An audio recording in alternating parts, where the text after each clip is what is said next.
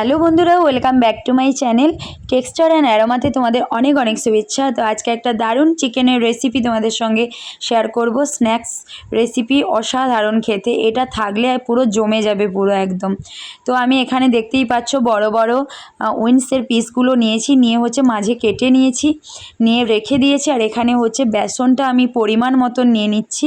নেওয়ার পরে হচ্ছে এখানে আমি 1 চামচের মতন জিরে গুঁড়ো দিয়েছি, 1 চামচের মতন, সব ছোট চামচের 1 চামচ ধনে গুঁড়ো দিয়েছি, গরম মশলার গুঁড়ো 1 চামচ দিয়েছি, কাশ্মীরি গুঁড়ো লঙ্কা 1 চামচ দিয়েছি, লাল লঙ্কার গুঁড়ো 1 চামচ দিয়েছি, কসুরি মেথি পাতা 1 চামচ দিয়েছি, আর কালো জিরে ফোড়ন হচ্ছে 1 চামচ দিয়েছি, নুন স্বাদ অনুযায়ী দিয়েছি। দিয়ে হচ্ছে এবার বেসন ব্যাটারটাকে রেডি করে নেব। আর আমি ওইদিকে কিন্তু বিস্কুট নিয়ে বিস্কুটটাকে গুঁড়ো করে আমি রেখেছি, তোমরা দেখতেই পাচ্ছ। আর অল্প অল্প জল দিয়ে এবার ব্যাটারটা আমি রেডি করে নেব।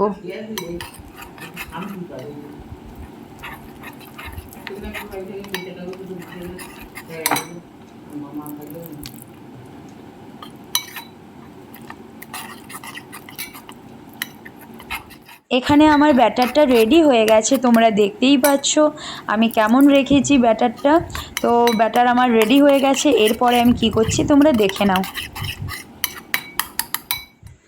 এখানে আমি তাওয়া বসিয়ে দিয়েছি, তাওয়ায় গরম সাদা তেল দিয়ে দিয়েছিলাম। তেলটা খুবই গরম হয়ে গেছে। আমি অল্প 1 চামচ তেল নিয়ে এই ব্যাটারের মধ্যে দিয়ে হচ্ছে আবারও আমি ভালো করে মাখিয়ে নিয়েছি।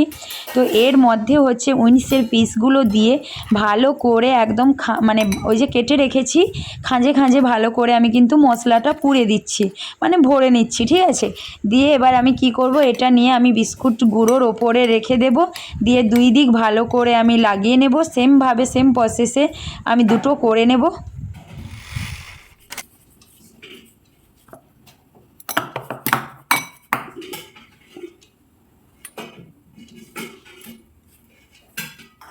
তো এখানে আমি করে নিয়েছি, দুটোই রেডি করে নিয়েছি। এবার হচ্ছে আমি তেলটা হচ্ছে অনেকক্ষণ থেকে বসিয়েছিলাম তো গরম হয়ে গেছে।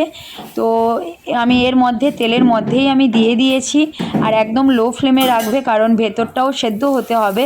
আর হাই ফ্লেম করলে কি হবে, যে দুই দিক কড়া হয়ে লাল হয়ে ভাজা হয়ে যাবে, কিন্তু ভেতরে দেখবে কাঁচা থেকে গেছে।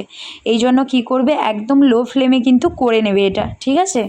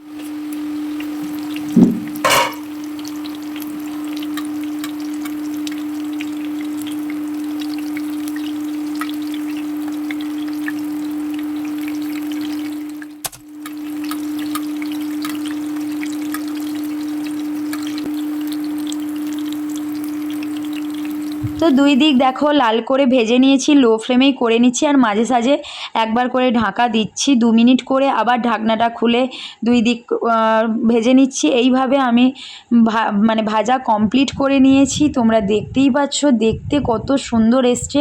এটা যেমন স্পাইসি ক্রাঞ্চি, একদম অসাধারণ একটা খেতে। তো এই চিকেনের এই রেসিপিটা যদি না ট্রাই করো তাহলে কিছুই ট্রাই করলে না, এরকম ব্যাপার একটা অসাধারণ। এই রেসিপিটা যারা একবার ট্রাই করবে এই চিকেনের এই রেসিপিটা, তাদের কাছে একদম প্রিয় হয়ে যাবে। খুবই দারুণ টেস্ট খেতে, সত্যি বলছি, এটা অসাধারণ একটা চিকেনের পকোড়া রেসিপি তোমাদের সঙ্গে শেয়ার করলাম। অসাধারণ মানে অসাধারণ খেতে, এর টেস্ট অসাধারণ পুরো।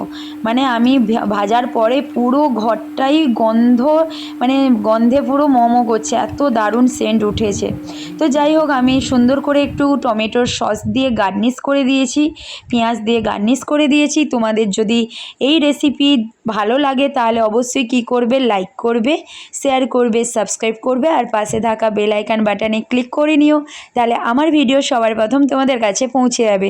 তো অসাধারণ একটা রেসিপি, অবশ্যই কিন্তু বাড়িতে ট্রাই করো। আর বাড়িতে যদি অতিথি আসে তাহলে এই রেসিপিটা অবশ্যই একবার খাওয়াতে পারো, তারা তোমার হাতের পুরো একদম তোমার রান্নার একদম মুগ্ধ হয়ে যাবে।